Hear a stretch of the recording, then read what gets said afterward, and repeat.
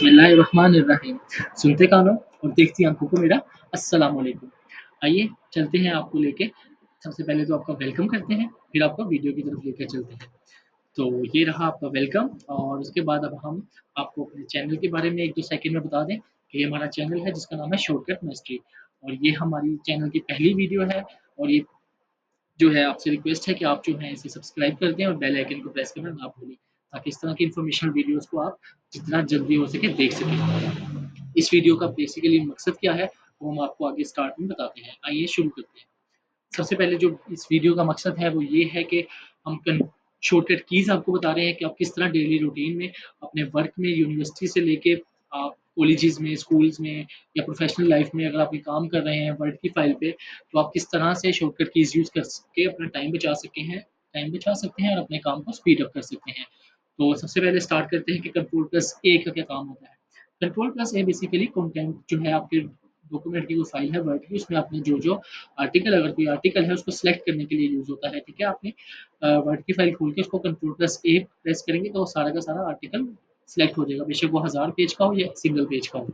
उसके बाद आ जाता है कंट्रोल प्लस बी। इसका क्या काम है, ये बेसिकली सिलेक्टेड टेक्स्ट को बोल्ड कर देता है, ठीक है? अगर आपने कोई पैराग्राफ के अंदर एक वर्ड को बोल्ड करना है तो आप उसको सिलेक्ट करके कंट्रोल प्लस बी प्रेस कर देंगे। अगर पूरा पैराग्राफ बोल्ड करना है तो आप कंट्रोल पूरे पैराग्राफ को सिलेक्ट करके कंट्रोल प्लस बी प्रेस कर देंगे।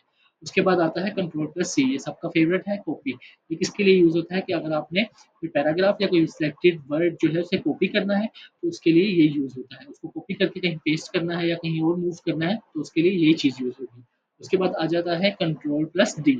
इसका क्या काम है, ये बेसिकली फ़ॉन्ट फॉर्मेट जो होता है उसका एक डायलॉग बॉक्स ओपन कर देता है आपके सामने। आपने अगर फिर उस किसी पैराग्राफ का फ़ॉन्ट स्टाइल चेंज करना है या फ़ॉन्ट साइज़ चेंज करना है तो ये उसके लिए यूज़ होता है। अब इसमें बेसिकली आगे आते हैं कंट्रोल प्लस ई। इसका क्या काम होता है, ये बेसिकली टेक्स्ट की अलाइनमेंट जो है उसको सेंटर कर देता है, ठीक है? अगर आपने एक आर्टिकल है एमएस वर्ड की फाइल में 3-4 पैराग्राफ है उसके, आपने सेकंड वाले पैराग्राफ को सेंटर करना है तो उस पैराग्राफ के स्टार्ट में जाके या उसे सेलेक्ट करके कंट्रोल प्लस ई करेंगे तो वो सेंटर में आ जाएगा। और उसके बाद कंट्रोल प्लस एफ क्या करता है, कंट्रोल प्लस एफ बेसिकली किसी चीज़ को फाइंड करने के लिए यूज़ होता है। आपने अगर कोई वर्ड की फाइल में कोई चीज़ फाइंड करनी है, कोई हेडिंग फाइंड करनी है, कोई टॉपिक फाइंड करना है या कोई वर्ड ही फाइंड करना है, तो आप उस वर्ड में कंट्रोल प्लस एफ प्रेस करके वो वर्ड एंटर करेंगे डायलॉग बॉक्स में, तो वो आपको उसकी तरफ ले जाएगा। सिमिलरली कंट्रोल प्लस जी क्या होता है, ये गो टू डायलॉग बॉक्स होता है।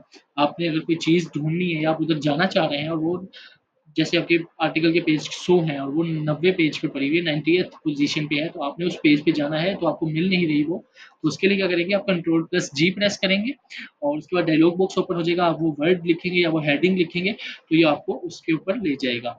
सिमिलरली उसके साथ आता है कंट्रोल प्लस एच। इसका क्या काम होता है, ये बेसिकली कोई चीज़ फाइंड करनी है, जिस तरह कंट्रोल एफ से फाइंड कर ली हमने और इसमें एक एक्स्ट्रा एडिशन होता है, वो होता है रिप्लेस का। आपने कोई वर्ड फाइंड करके उसको रिप्लेस करना है किसी दूसरे वर्ड के साथ, तो आप ये उसके लिए यूज़ कर सकते हैं। ठीक हो गया। उसके बाद आता है इटैलिक। आई कंट्रोल प्लस आई से क्या होता है, आपका फ़ॉन्ट स्टाइल जो है वो चेंज हो जाता है, ठीक है? अगर आपने कोई पैराग्राफ इटैलिक में करना है तो आप उसको सिलेक्ट करके कंट्रोल प्लस आई करेंगे तो वो स्टाइल उसका चेंज हो जाएगा। उसके बाद आता है कंट्रोल प्लस जे। ये क्या करता है, ये टेक्स्ट को जस्टिफाई कर देता है।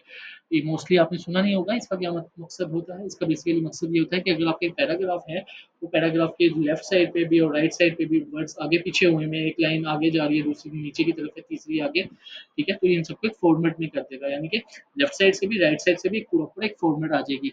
जो स्पेस एक लाइन ले रही है और दूसरी स्पेस भी उतनी ही, दूसरी लाइन भी उतनी ही स्पेस लेगी। और उसके बाद आ जाता है कंट्रोल प्लस के। इसके किसके लिए यूज़ होता है, ये लिंक लगाने के लिए यूज़ होता है। अगर आपने वर्ड की फाइल में किसी वर्ड पे लिंक लगाना है, ठीक है, कोई गूगल का लिंक लगाना है या किसी और वेबसाइट का लिंक लगाना है, तो आप उसको वर्ड को सेलेक्ट करके कंट्रोल प्लस के प्रेस करेंगे तो वो लिंक की ऑप्शन खुल जाएगी, डायलॉग बॉक्स खुल जाएगा, उसमें आपने लिंक पेस्ट कर देना है। उसके बाद आ जाता है कंट्रोल प्लस एल। ये क्या करता है, ये कंटेंट को या किसी पैराग्राफ को लेफ्ट अलाइन कर देता है। एज अ डिफ़ॉल्ट वर्ड जो है उसकी सारी जो फॉर्मेटिंग हुई है वो लेफ्ट अलाइन ही होती है, ठीक है? लेकिन अगर किसी स्पेसिफिक कंटेंट को आपने सेंटर में किया हुआ था, उसको आप वापस लेफ्ट की तरफ लेके जाना चाह रहे हैं, तो उसको सेलेक्ट करके कंट्रोल प्लस एल प्रेस करना है। और उसके बाद आता है कि कंट्रोल प्लस एम का क्या काम है। एम से बेसिकली पैराग्राफ इंडेंट हो जाता है। इसका मतलब होता है कि आपने किसी पैराग्राफ को जो है उस पैराग्राफ के स्टार्ट में जाना है, उस पैराग्राफ को जो सेलेक्ट करके या उसके स्टार्ट में कर्सर रख के ही उसको कंट्रोल प्लस एम करेंगे तो वो पैराग्राफ एक स्पेस आगे शिफ्ट हो जाएगा। अगर दोबारा कंट्रोल प्लस एम करेंगे तो वो एक स्पेस और शिफ्ट हो जाएगा। इसका बेसिकली मकसद ये होता है कि किसी पैराग्राफ को आप एज अ सेंटर के तौर पे उसको आगे शिफ्ट करना चाह रहे हैं। और उसके बाद आता है control plus N. N basically क्या होता है कि न्यू डॉक्यूमेंट ओपन करने के लिए होता है। जैसे वर्ड की फाइल पे आप काम कर रहे हैं, आप चाह रहे हैं कि एक और डॉक्यूमेंट मैं ओपन कर लूँ, तो आप कंट्रोल प्लस एन प्रेस करेंगे तो एक न्यू ब्लैंक डॉक्यूमेंट ओपन हो जाएगा। उसके बाद क्या है control plus O. Basically control plus क्या ओ क्या करता है, वो कोई एग्जिस्टिंग डॉक्यूमेंट को ओपन करने के लिए यूज होता है। यानी कि कोई ऐसा डॉक्यूमेंट जो आपने पहले क्रिएट किया था और वो आपके फोल्डर में पड़ा हुआ है, तो आप उसको ओपन करना चाह रहे हैं, तो आप काम करते हुए ही कंट्रोल प्लस ओ प्रेस करेंगे तो वो एक फोल्डर की फाइल खुल जाएगी। उसमें आप सिलेक्ट कर लेंगे आपने कौन सा एग्जिस्टिंग डॉक्यूमेंट ओपन करना है। उसके बाद आता है कंट्रोल प्लस पी का क्या काम है। बेसिकली ये प्रिंट का डायलॉग बॉक्स ओपन करता है कि आपने अगर किसी चीज़ को प्रिंट करना है, ठीक है, किसी इमेज को प्रिंट करना है या किसी पेज का प्रिंट निकलवाना है, तो ये उसके लिए यूज होता है। एक डायलॉग बॉक्स ओपन हो जाता है, आप उसमें प्रिंट की सेटिंग करके आप उसका प्रिंट निकलवा सकते हैं। उसके बाद आ जाता है कंट्रोल प्लस क्यू। ये बेसिकली क्या करता है, पैराग्राफ की फॉर्मेटिंग को रिमूव करता है या कंटेंट के अंदर जो फॉर्मेटिंग आपने की है, जैसे आपने पीछे इंडेंट किया था कंट्रोल प्लस एन से, आप उसको इंडेंटेशन को वापस करना चाह रहे हैं, तो आप कंट्रोल प्लस क्यू करेंगे तो वो वापस बैकवर्ड की तरफ आ जाएगा। पहले तो वो सेंटर की तरफ चला गया था, आप उसको वापस बैकवर्ड की तरफ ले आए हैं।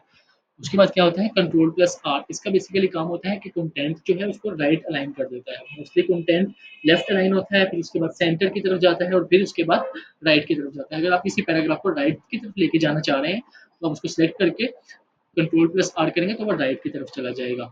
और इसके बाद आता है कंट्रोल प्लस एस। इसका क्या काम होता है, ये बेसिकली कंटेंट जो डॉक्यूमेंट आपने बनाया उसको सेव करने के लिए यूज होता है। आपने कोई डॉक्यूमेंट सेव करना है तो आप कंट्रोल प्लस एस प्रेस करेंगे तो वो सेव हो जाएगा। उसके बाद क्या है कंट्रोल प्लस टी। इसका क्या काम है, बेसिकली ये कंट्रोल प्लस एम की तरह ही काम करता है, इंडेंट ही इसका काम होता है, लेकिन इसमें जो एक स्पेशल चीज़ है वो ये है कि ये पहली लाइन को नहीं छेड़ता। अगर कोई पैराग्राफ उसकी फर्स्ट लाइन को ये सेम ही रखेगा जिस तरह बाकी लाइंस की फॉर्मेटिंग हुई थी, लेकिन उसके नीचे जो दूसरी लाइन है, दूसरी लाइन से लेके जितना लंबा वो पैराग्राफ है, सबको वो एक एक स्पेस आगे शिफ्ट करता रहेगा जितनी दफ़ा आप प्रेस करेंगे। बस पहली लाइन को वो नहीं छेड़ता। ये हो गया इसका काम। उसके बाद आते हैं कंट्रोल प्लस यू की तरफ। ये क्या करता है, बेसिकली किसी कंटेंट में किसी चीज़ को आप अंडरलाइन करना चाह रहे हैं, किसी वर्ड को अंडरलाइन करना चाह रहे हैं या पूरे पैराग्राफ को अंडरलाइन करना चाह रहे हैं, तो उसको सिलेक्ट करके कंट्रोल प्लस यू प्रेस करें। उसके बाद क्या है कंट्रोल प्लस वी। मैंने शुरू में आपको बताया था कि कॉपी आपने कंटेंट किया था उसको कहीं मूव करना चाह रहे हैं, तो इसके लिए ये यूज होता है कि आपने उसको मूव तो करना है लेकिन आपको ये नहीं पता कि मूव कैसे करना है, तो उसके लिए कंट्रोल प्लस वी पेस्ट के लिए आपने यूज करना है। ये मोस्टली सबको ही पता होता है, कॉपी और पेस्ट। उसके बाद आ जाते हैं कंट्रोल प्लस डब्ल्यू। इसका क्या काम है, ये मोस्टली लोगों को तंग करने के लिए यूज होता है कि कोई अपना काम कर रहा है और आप पीछे से आके कंट्रोल प्लस डब्ल्यू उसके डॉक्यूमेंट पे प्रेस करेंगे तो वो क्लोज हो जाएगा डॉक्यूमेंट। अगर उसने सेव नहीं किया हुआ तो वो ज़ाया हो सकता है काम उसका। और इसके बाद आ जाता है कंट्रोल प्लस एक्स। इसका क्या काम होता है, बेसिकली इसका और कंट्रोल प्लस सी कॉपी का काम सेम होता है, बस इसमें ये जो एडिशनल चीज़ है वो ये है कि ये कट कर देता है। कॉपी में ये होता है कि कंट्रोल प्लस सी आपने किसी को किया है और कहीं मूव कर दिया है तो वो पुरानी जगह पे भी पड़ी होती है और नई जगह पे भी चली जाती है, लेकिन इसका ये काम है कि आपने किसी चीज़ को कट करके नई जगह पे ले गए हैं तो वो पीछे से रिमूव हो जाएगी और अगली जगह पे शिफ्ट हो जाएगी। और उसके बाद कंट्रोल प्लस वाई और कंट्रोल प्लस जेड, इन दोनों का काम थोड़ा सा मिलता जुलता है, मोस्टली लोग इन्हें मिक्स कर देते हैं। बेसिकली इसका ये काम होता है कि अगर आप कोई चीज़ एडिट कर रहे हैं, आपने कोई चीज़ एडिशनल लिख दी है, आपने वो नहीं लिखनी थी, आपसे कोई फॉर्मेटिंग खराब हो गई है, तो फ़ौरन कंट्रोल प्लस ज़ेड दबाते हैं। इससे ये होता है कि वो कंटेंट वापस अपनी उसी पोज़ीशन में आ जाता है जिसमें वो थोड़ी देर पहले था, जब आपने इसमें चेंजेज़ नहीं किए थे।